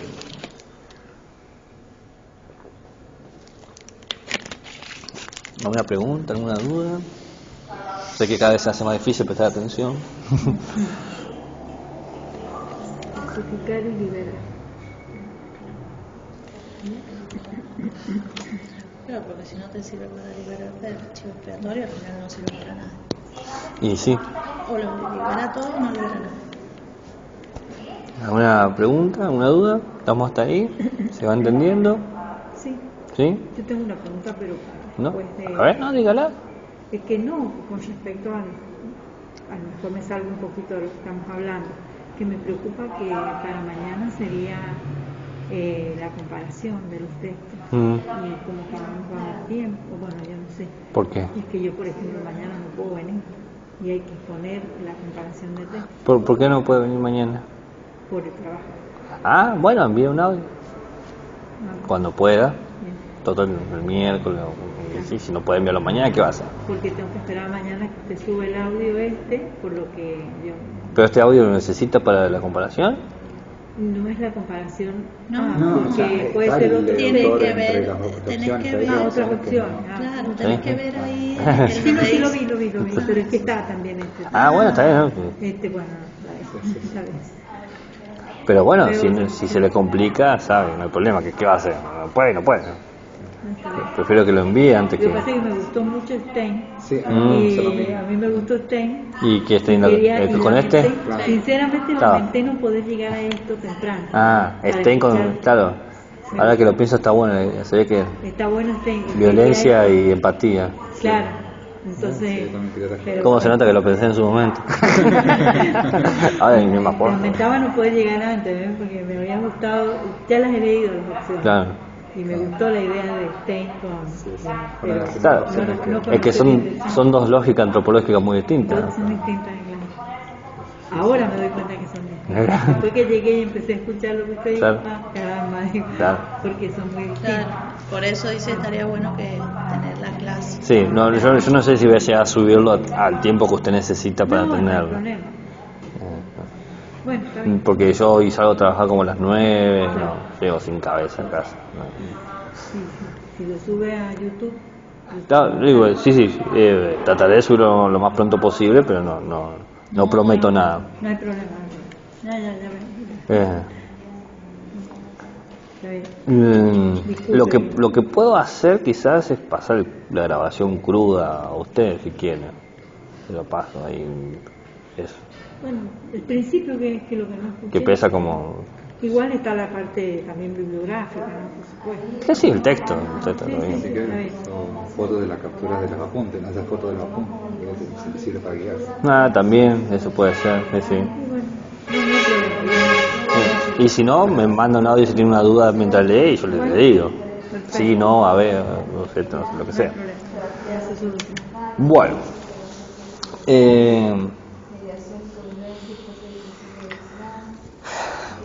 el chivo expiatorio es una forma de institucionalizar a la violencia, ¿no?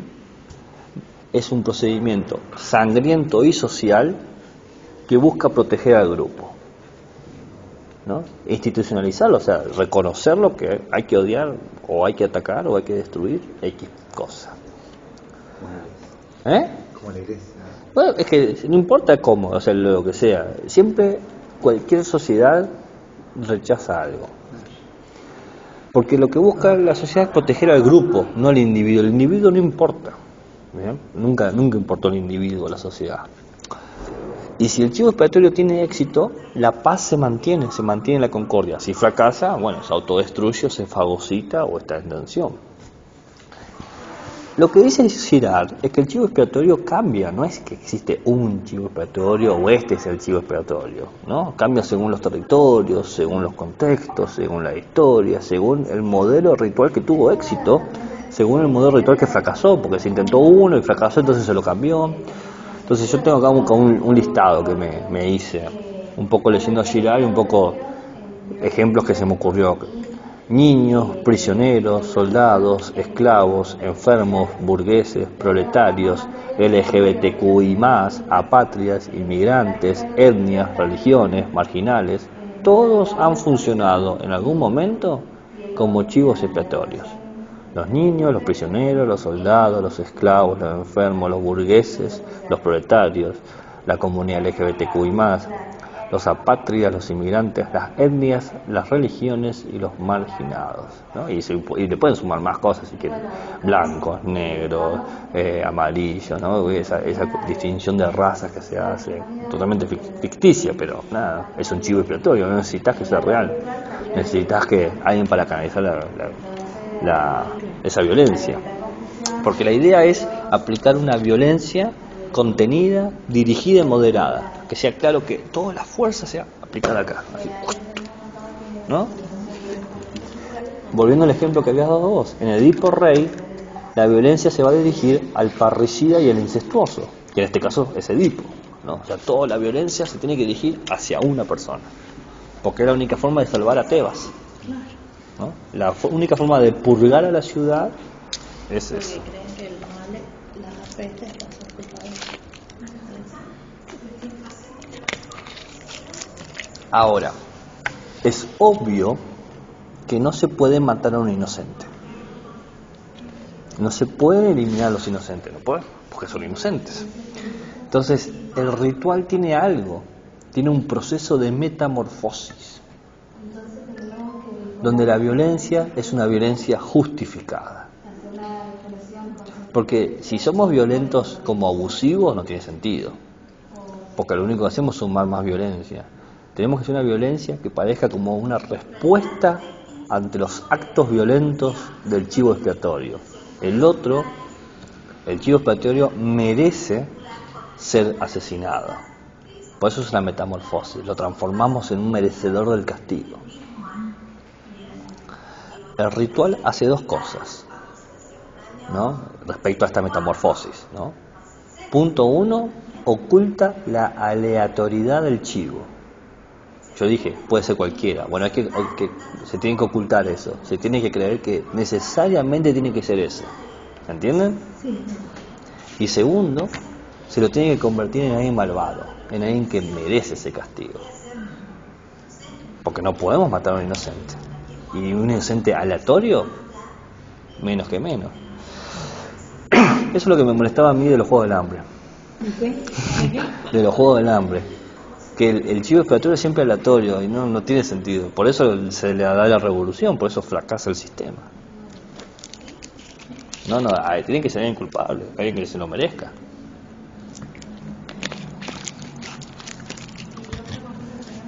Entonces, el chivo expiatorio tiene una doble condición. Por un lado está demonizado, ¿no?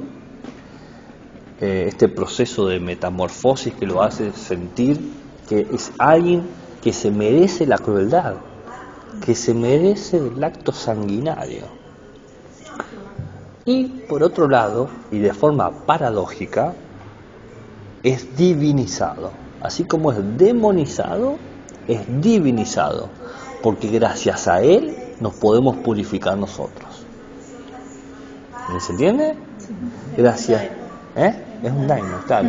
En él están las posibilidades de liberación. Su sacrificio va a restaurar la paz social.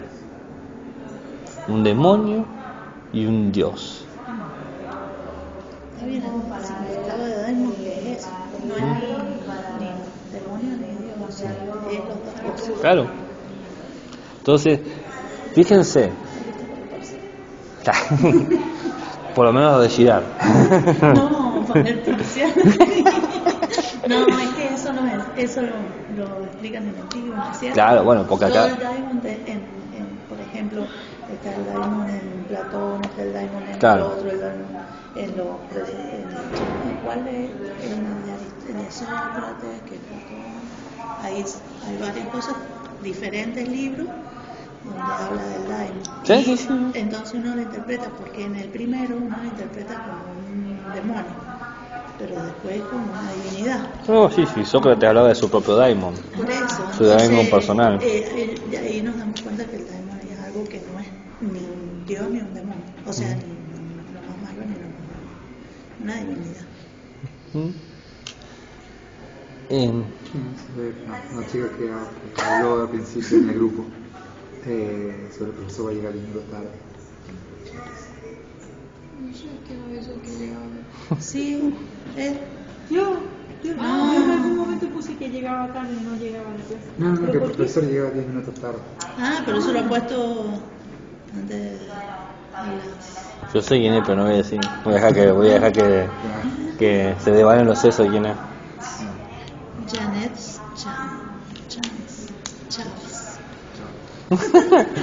Janet Chaves. No veo con estos lentes ahí, entonces por eso. Bueno, Girard, en el artículo primero que tienen que leer, Método, Evidencia y Verdad, página 166, página 167, dice lo siguiente. Esta es una cita un poquito larga. No es correcto decir que los seres humanos descubren el mecanismo victimario. Más bien lo ponen en funcionamiento, que es distinto a descubrirlo. O sea, el humano siempre ha tenido víctimas, porque siempre ha sido violento. Pero volvemos a la cuestión que se plantea. Si el mecanismo del chivo expiatorio es nuestro ancestro cultural común, si el mecanismo del chivo expiatorio es nuestro ancestro cultural común, los sacrificios rituales constituyen la etapa intermedia en el proceso de evolución de las formas culturales. Y las instituciones sociales son las formas derivadas de dicho proceso. Es decir, las primeras formas de cultura suponían siempre sacrificios literalmente. Literalmente algo tenía que morir.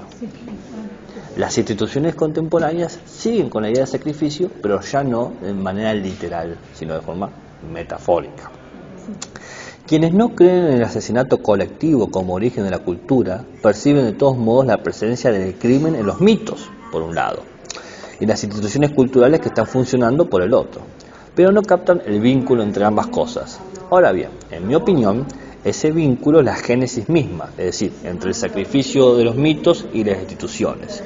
Representa el elemento que conecta el crimen original con las instituciones culturales, las cuales no duro en considerar como resultado de la práctica ritual. Podría decir que las instituciones han sido construidas con los ladrillos proporcionados por los rituales del crimen. Las instituciones se constituyen por rituales de crímenes. El ritual se esfuerza en repetir el mecanismo del chivo expiatorio en todas y cada una de sus fases: crisis inicial, expulsión del culpable, etc. Las instituciones surgen cuando ciertos elementos del ritual son reforzados a expensas de los aspectos religiosos que poco a poco van perdiendo vigencia. Lo que dice Girard es que todas las instituciones surgen de esta manera religiosa, con un sistema de sacrificio, y van despojándose del concepto de la religiosidad, pero la idea de sacrificio sigue pasando. Piensen en la universidad.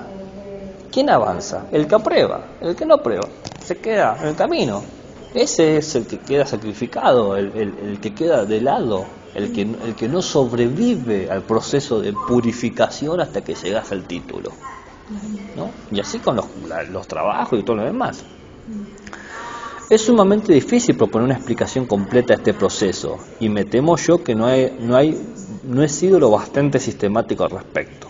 Sería muy interesante contar como una cartografía de los rituales, o sea, poder hacer todos los rituales y tener bien claro sus relaciones y sus distancias. Eso nos permitiría destacar qué elementos se han conservado y qué elementos se han ido vaciando paulatinamente. Es decir, qué rituales se siguen manteniendo de la antigüedad y qué rituales se han ido perdiendo. ¿Se entiende? Sí. Ahora eso también es aplicable, si lo vemos, hay otras sociedades donde todavía el tema del ritual ese de la muerte todavía está. Sí. No está, por ejemplo, los musulmanes que bueno, se mueren, sacrifican a uno para que digamos que no fue tan antiguo, veamos que todavía hay sociedades que lo conservan. Le ponen una bomba para que ¿sí? vayan a meterse un avión o algo así. Es que para Girard lo vas a encontrar en cualquier lugar donde haya por lo menos 2 humanos. Claro. O sea, desde que hay 2 humanos vas a encontrar esto. Claro. Podés hablar en cualquier lugar, o sea, sean los islámicos, sean los cristianos, o sean los ateos, sean los gamers, los pan rockers, los fanáticos de los Teletubbies, lo que sea. Poner que estamos haciendo un trabajo entre 4 y tenemos que dar lección. Uno se tiene que sacrificar y uno tiene que sacrificarse en pasar a dar la lección. Sí, ¿Es verdad o no? Como en cultural, que no hacen eso. Somos de cosas y siempre me mandan a que tengo que pasar. Vos sos la pacificadora, ¿no? Me usan de chivo expiatorio. Sí. Dale, que vos te hablás ahí, cualquier cosa. Bueno, pero ves, se genera toda una transformación. Y lo que hay que entender de eso es que los ritos que se han creado han ocultado la aleatoriedad. Podría ser vos como podría ser cualquiera, ¿no? Y que se genera un juego de demonio y de divinización. Demonio porque se lo merece y purificación porque nos libera, ¿no? Me libera hablar. Tengo que hablar. Entonces, para evitar la digresión social, todas las comunidades tienen a la violencia y aceptan la violencia como un hecho social. Todas las sociedades toleran un número específico, una cantidad específica de violencia. ¿Bien? Violencia moderada, violencia dirigida, violencia institucional. Pero siempre se tolera cierto tipo de violencia, y una violencia que es aceptable. Piensen un poco, cuando uno dice, ¿por qué no hacen nada para tal cosa? Y quizás entra en los estándares de la violencia que se acepta para mantener el orden social. Entonces, la historia de la humanidad y la historia de las instituciones es la historia de cómo la violencia se ha institucionalizado de distintas maneras. Cómo se han establecido distintos procesos sacrificiales de chivo expiatorios con mayor o menor éxito. Los que han tenido mucho éxito se siguen manteniendo y los que no han tenido éxito se han dejado de lado. Siempre la idea es mantener o perpetuar la paz de la comunidad.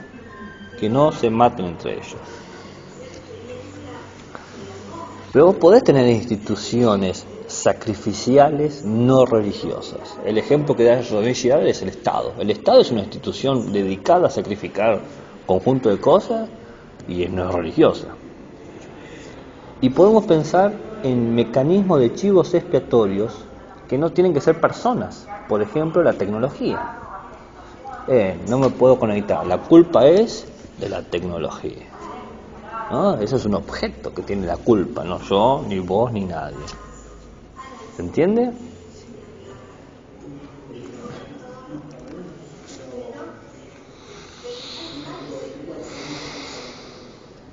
Tienen que rendir, más rendidos de nuestros filosofos, a las tranquilo y los otros están que se los cogen los muertos. Bueno. A las 4, sí. Ya me quedan solamente 2 ideas más y terminamos. Igual. No, si le digo que he venido a buscar Ponerlo en silencio, porque digo yo. ha venido Sí, ojalá. Entonces, lo que dice René Girard es que como no podemos escapar de la violencia,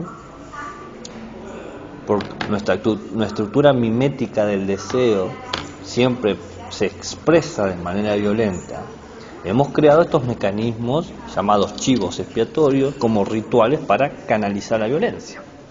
Básicamente son sistemas antiviolencia que hacen, tratan de minimizar a lo máximo la violencia, nunca logran anularla. Entonces la pregunta que habría que hacerse, dice René Girard, ¿existe algún sistema que anule la víctima, que pueda salir de la construcción de un chivo expiatorio? Bueno, René Girard da una respuesta. Yo no sé si es una buena respuesta. Es una respuesta.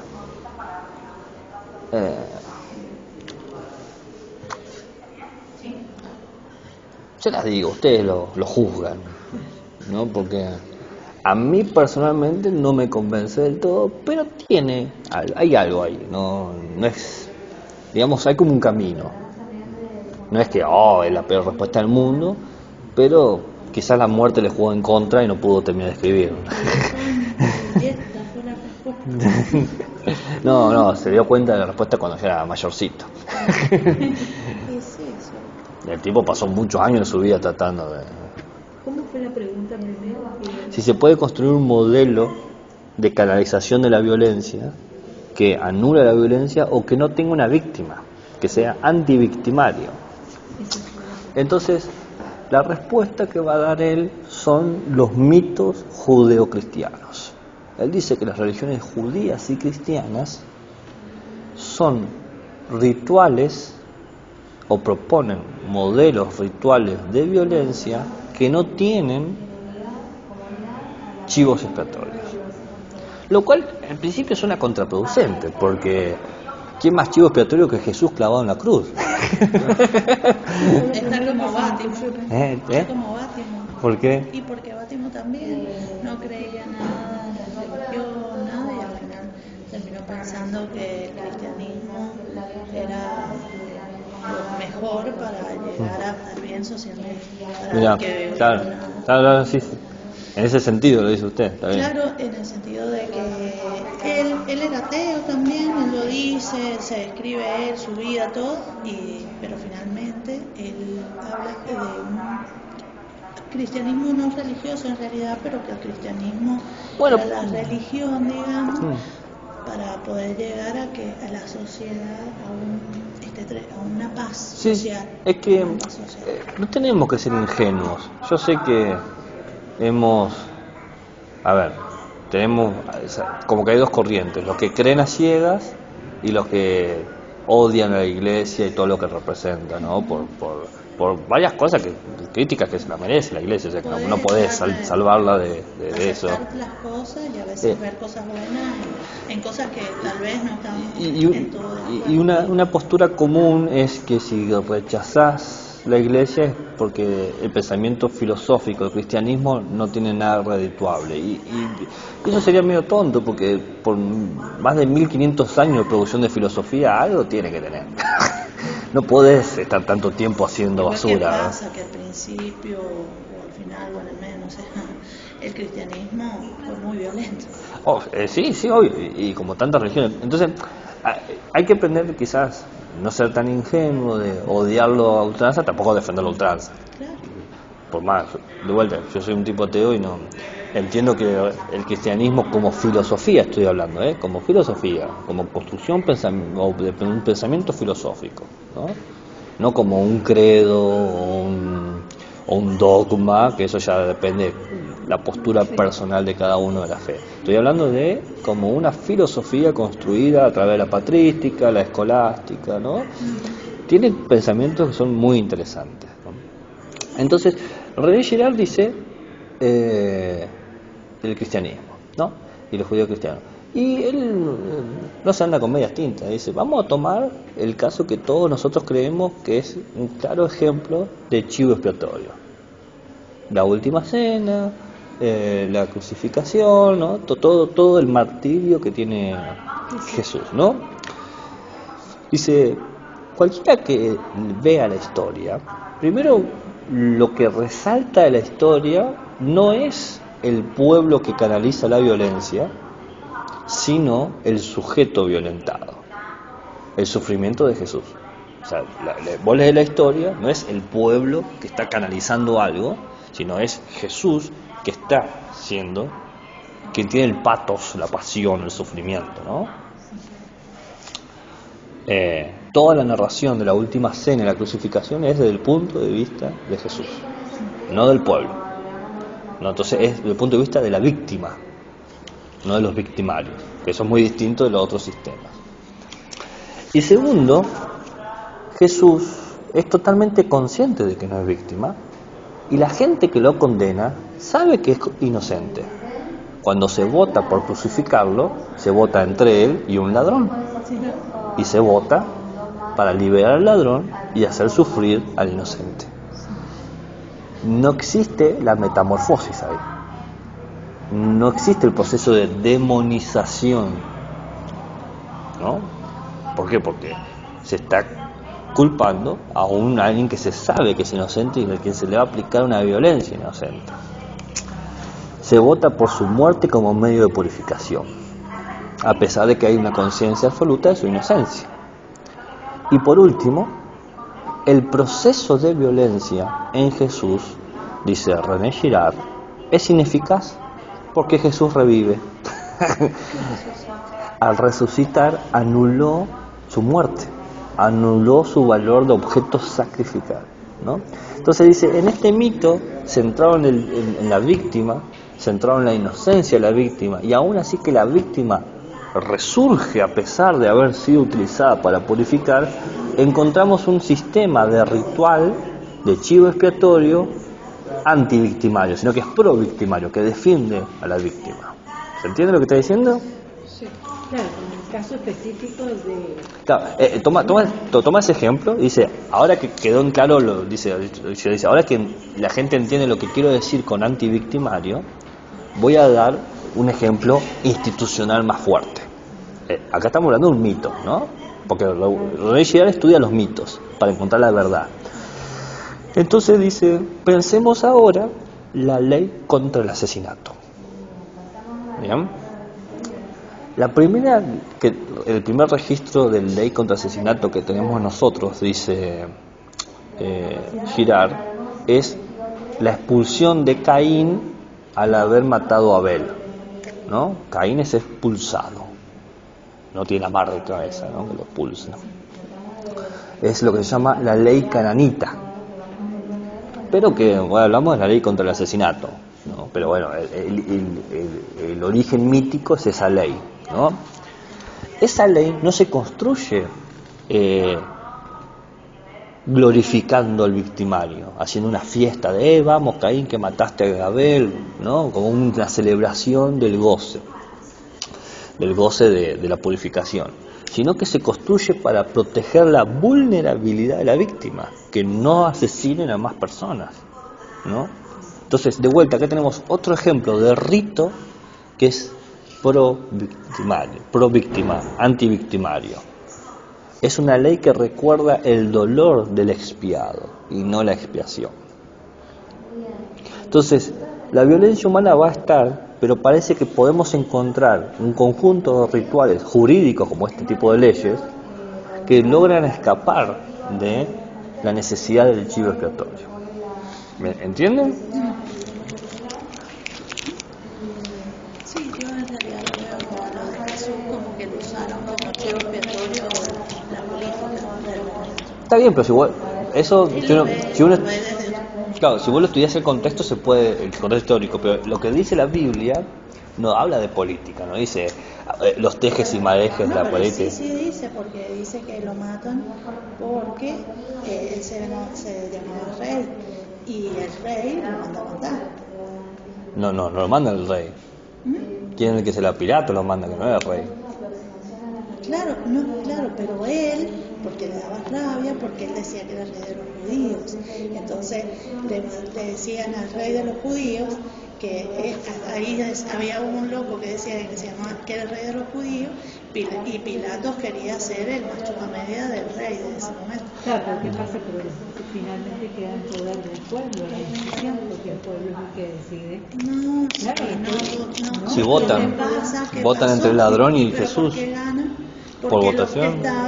porque los que eran los seguidores de Jesús los dejan afuera. Y por eso ganan los que habían dejado entrar, no los que... No sé si René Girard aceptaría una interpretación tan politizada del mito. Porque no sé si los mitos son políticos. No sé si los mitos son políticos. Uno puede sacar una lógica política de eso. La Biblia dice que afuera... Pero usa la palabra político, politicón, eso es lo que apunto. Girard en su lógica se queda con lo que aparece en la palabra del mito, ¿no? El logos del mito, si querés decirlo así, ¿no? Sí, él porque lo toma desde ese punto de vista. Sí, igual me llama la curiosidad la interpretación política. Creo que se puede hacer, como decís vos, pero Claro, habría que ver. En realidad a Jesús lo matan porque les molestaba, porque él se decía que era el rey de los judíos. Por eso lo matan a Jesús. No sé, honestamente. ¿Y qué pasó? Que a todos los seguidores de él, ¿para qué? Los dejan afuera. No los dejan entrar en la parte del palacio donde votaban. ¿Sí? Él lo traen, lo ponen ahí arriba y estaba Pilatos. Y entonces, ¿qué pasa? A todos los que estaban con él, a sus discípulos, todos, no los dejan entrar. No los dejan entrar. Bueno, termino la última idea. Yo estaba de acuerdo, a mí me quedé con el que usted iba a hacer el planteo y después dijo, yo no estoy de acuerdo. Me perdiste. No, dijo que a usted le pareció insuficiente esta respuesta que daba Girard. Sí, me parece suficiente porque no sé si la interpretación que hace Girard es completa de este sistema cristiano no victimario. No sé, siento que no logra abarcar todo el ritual. Me parece que se queda corto con la explicación, pero es la que da él, ¿no? Pues yo la presento porque es su lectura y ustedes tienen que entenderla y después verán si están de acuerdo o no, pero no podemos juzgarlo si no la entendemos. La otra idea, esa es que me quedan dos ideas por dar. Esa era la una, la respuesta que da Girard como a su problema, y la segunda es que lo que sí concuerdo con Girard, si es verdad esto, si fuese verdad esto que dice, la necesidad de pensar nuevos modelos de rito, porque la imagen del chivo expiatorio en el siglo XXI es constante. O sea, es muy actual el uso de su lógica. Y yo pensaba en los inmigrantes, el inmigrante indeseado, ¿no? Indeseado porque es ilegal, indeseado porque es apátrida, indeseado porque es un refugiado, indeseado por xenofobia, ¿no? Entonces, ¿qué se crea? Se crean sistemas institucionales de violencia. ¿Para qué? Para expiar las tensiones sociales. El inmigrante te roba el trabajo, el inmigrante te roba la propiedad privada, te roba el prestigio, ¿no? ¿Cómo podemos confiar en un país que está lleno de inmigrantes, ¿no? Y te roba, ¿no? Entonces, quizás habría que empezar a pensar algún modelo de ritual sin hipoteca a la religiosidad, como hace Girard, que entienda una ley que se construya desde la vulnerabilidad, desde la inocencia, no desde la violencia. Si será posible no sé, pero una ley cuya lógica ante la violencia del chivo expiatorio se vuelva inoperante, que sea imposible crear una violencia ante el chivo expiatorio. Entonces, ese es como el problema que aparece con Girard, ¿no? ¿Podemos crear una ley que no sea violenta para nosotros? ¿No? Porque esa es la pregunta que él da a responder. Él da su respuesta. ¿No? Él da su respuesta. No puede gustar. Ningún ejemplo de cómo podría ser. La ley contra el asesinato es el ejemplo que pone, ¿no? La ley contra el asesinato protege a la víctima. Las leyes institucionales de los estados, de cualquier estado, por ejemplo argentino, que penaliza el matarte, que son leyes que previenen sobre tu vulnerabilidad. Ojo, no hay que matar a esta persona. En este caso somos todos esta persona, ¿no? Entonces ese sería el ejemplo que él da, a través de la lógica del Jesús, ¿no?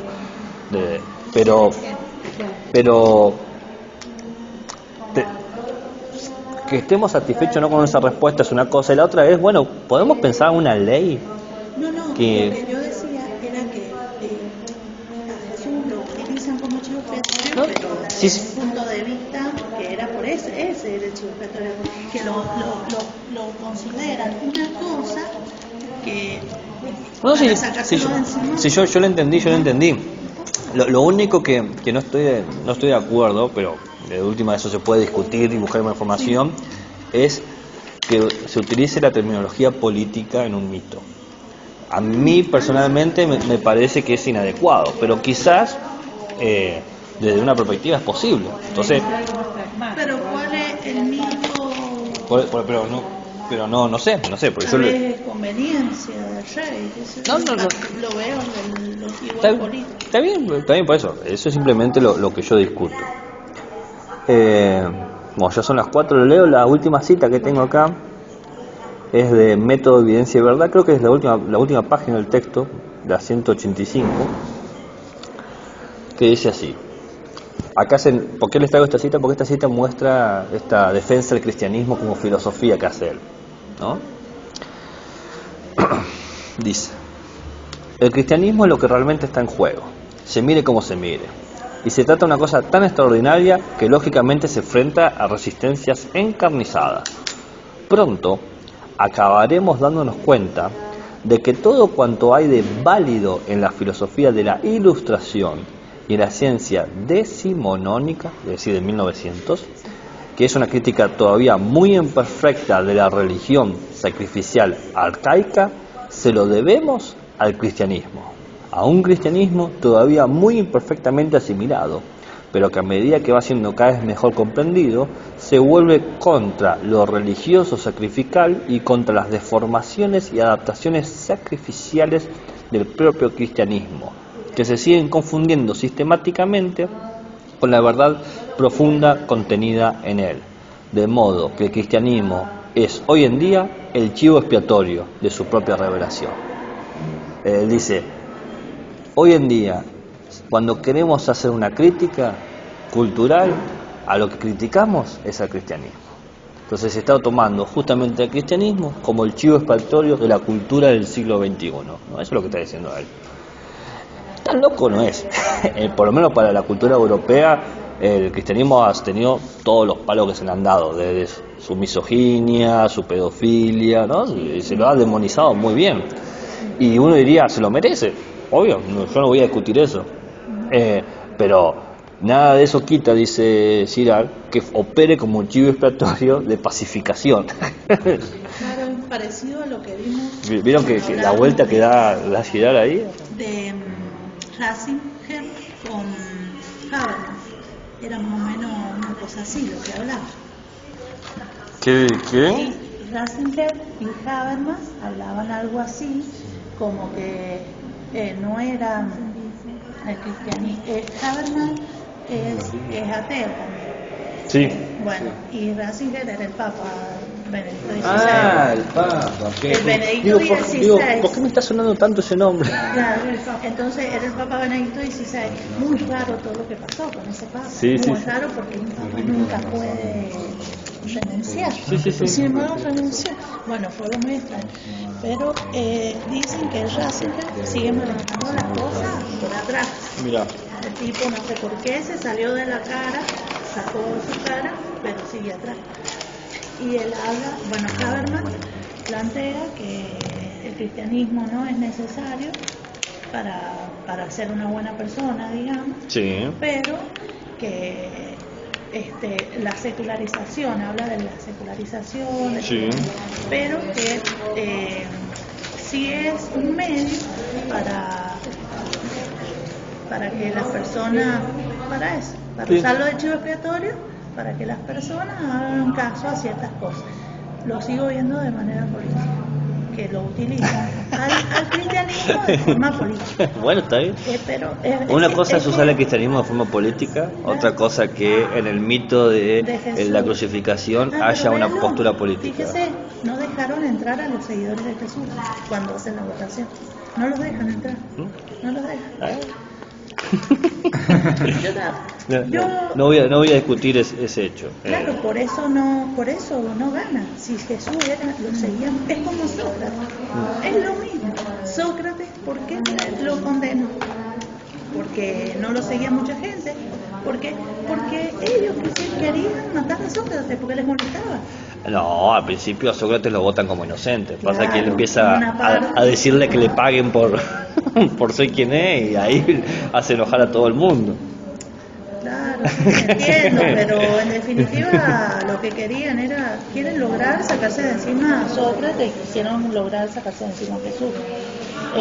¿Hasta cuándo tenemos Sí, ¿Hasta cuándo tenemos para entregar el escrito ¿Cuál? del texto último de la... El de conversación Sí. intelectual. la mañana. Sí. En términos institucionales es hasta mañana. No llega mañana, pasado mañana. No llega pasado mañana, tras pasado mañana. No llega tras pasado mañana, tras pasado Bueno, y mañana. tanto tampoco. Y yo siempre... ¿Esos son muchos cierres? Sí, en realidad es uno solo. Ah, me había ilusionado. Qué bueno. Que se va Pero si ella fue solo. se desintegra la Es un cartuchera en un cierre momento. es un cierre largo que lo han ido cosiendo. Vos sabés las veces que me han hecho desarmar esta cartuchera. ¿Por qué? Porque no lo puedo creer, solo viejo. Mira, ¿viste? Así, No, hasta te creo. hasta que se desarma. O sea que solo si ella que se va bien. Es increíble. Yo quisiera que lo entreguen, por lo menos para que regularicen la materia. O sea, esa es la Que meta. lo entreguen.